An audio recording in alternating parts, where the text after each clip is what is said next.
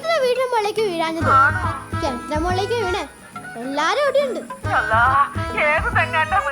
നിങ്ങൾ എടുക്കുന്ന റൂമിന്റെ ഭാഗത്തുള്ളത്. ഇതെന്താപ്പത്? നിങ്ങൾ ഇങ്ങനെ കുന്തിച്ചിരിക്കല്ലേ? ഓൻ കുന്തിച്ചിരുന്നോട്ടെ. ഓന്റെ സ്ഥാനത്ത് ആരാണെങ്കിലും കുന്തിച്ചിരിക്കും. ഈ വീണ തെങ്ങ് അങ്ങട്ടാ വീണെന്നെങ്കിൽ എന്തായിരിക്കും അവസ്ഥ? അതാലോചിക്കുമ്പോ ഞാനും കുന്തിച്ചിരുന്നു. ബഷീർക്ക, നിങ്ങൾ തേങ്ങ അടിക്കി അല്ലെ വെള്ളം കറുത്തുപോവേ. ഒരുപാട് തേങ്ങയുണ്ടാകും തെങ്ങയിന്. ഇത് കണ്ട ഉമ്മച്ചിക്ക് സങ്കടമാവും. ഓ, അതല്ലല്ലോ ഇവിടുത്തെ വിഷയം. തെങ്ങ് ചതിക്കൂലെന്ന് വീമ്പിളക്കായിരിക്കുള്ള പണിയത്. എനിക്കറിയണേ തെങ്ങിന്റെ കഥ. കഥ എൻ്റെ ഉമ്മൻ്റെ പ്രാർത്ഥന, ആ കരുതൽ, അതൊന്നുകൊണ്ട് മാത്രമാണ് നമ്മളെല്ലാവരും ഇവിടെ ജീവിച്ചിരിക്കുന്നത്. അല്ലാത്ത അവസ്ഥയെ കുറിച്ചൊന്ന് ആലോചിച്ച് നോക്കി.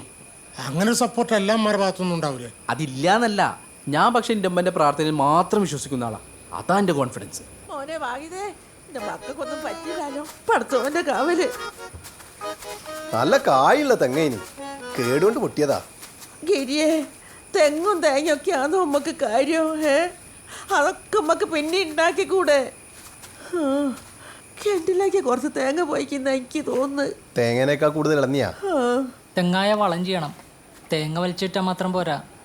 തെറിച്ചുപോയ തേങ്ങയും ഇളനീരും കൊതുമ്പും ഒക്കെ വേറെ വേറെ വെക്കണം. ആസ്മാവി സൂറാവി വന്നാൽ കൊടുക്കാനോ. പിന്നെ ആർക്കെന്താ വേണ്ടത് ചെഞ്ഞെടുത്തോ. ബാക്കിയെല്ലാം ഓരി വെച്ച് തടി സലാമത്താക്കാനോ. കരുതല എന്താ തുറച്ചു നോക്കുന്നത്? ഓതി വെക്കാണ്ട് എല്ലാം കൂടെ എനിക്ക് ഒന്നായിട്ട് വേണോ? ഈ തെങ്ങെങ്ങാനും ഈ വീടുമക്ക് വീണ് ഞങ്ങളെല്ലാവരും മരിച്ച് മയ്യത്ത് കബറടക്കുമ്പോൾ നിങ്ങൾ ഈ തേങ്ങയും ഓല ഓതി വെക്കായിരിക്കും. എന്താണ്ട് പറയുന്നത്? ആർക്ക് വല്ല ഓർമ്മയുണ്ടോ ഈ പറയുന്നത്? അല്ലാതെ നിങ്ങൾക്ക് എങ്ങനെ തോന്നുന്നു ഈ അവസ്ഥയിൽ ഓതി വെക്കാൻ? നിങ്ങൾ എൻ്റെ ജീവൻ ഒരാളെ നിന്റെ വില പോലും കാണുന്നില്ലേ? നിങ്ങൾക്ക് അത്രയേ ഉള്ളൂ. എനിക്കറിയാം, പറയുമ്പോൾ തേനും പാലും ഒഴുക്കും. ഒന്നുള്ളൂ തട്ടിയിട്ടല്ല. ഓ, പറയുന്നു നോക്ക് ഈ കണ്ണു ചോരില്ലാത്ത ഭർത്താനോ. അന്നെ തലയിൽ വെച്ച് നടന്നേനെ എനിക്ക് ഇത് തന്നെ കിട്ടണടാ.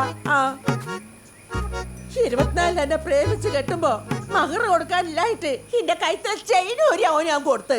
അതോൻ ഇതുവരെ വാങ്ങി തന്നിട്ടില്ല. എന്നിട്ടപ്പോ ഞാൻ അതിന്റെ കണക്ക് പറഞ്ഞോളി. ഈ എന്റെ സ്നേഹത്തിന്റെ കണക്ക് പറയുമ്പോ ഞാൻ ഇതും പറയും, എന്റെ അപ്പുറവും പറയൂ. ഓളെ ഓർത്താ ഓള് നല്ലൊരു കുട്ടിയായി പോയി. മോരിന്റെ സ്വഭാവം എന്റെ കൂടെ ആരാണ്ട നിക്കുക.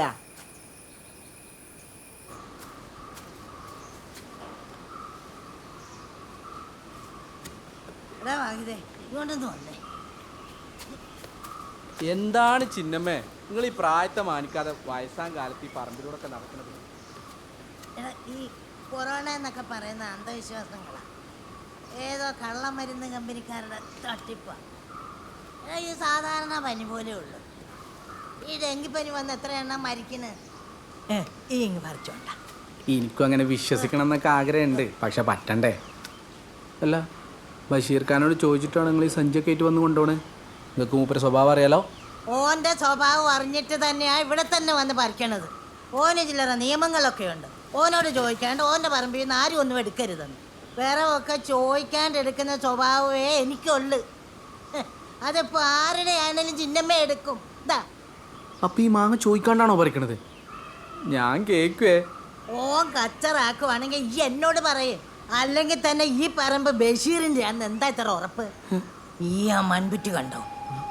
പണ്ടേതോ ക്ഷേത്രങ്ങളുടെയോ സർപ്പക്കാവിൻ്റെയോ ഒക്കെ പോക്കുവരവുള്ള മണ്ണായിരിക്കും. ഓനും ഓൻ്റെ വാപ്പാമാരും വാപ്പാൻ്റെ വാപ്പാമാരും ഒക്കെ വെട്ടിപ്പിടിച്ച മണ്ണാന്ന് ഞാൻ വാദിച്ച. അല്ലാതെ തെളിയിക്കാൻ ഓനെ കൊണ്ടാവോ? ആവോന്ന്? ബഷീർ ഖാൻ്റെ വല്യാപ്പാന്ന് പറഞ്ഞ ഇന്ത്യയും കൂടെ വല്യാപ്പല്ലേ? എളാപ്പ മൂത്താപ്പ മക്കളല്ലേ ഞങ്ങള്. തമാശ പറഞ്ഞതാ. ഇങ്ങനത്തെ കളിയൊന്നും ആരോടും പറയാൻ നിൽക്കല്ലേ. കളിക്കാരിയാവാൻ വലിയ പണിയൊന്നുമില്ല.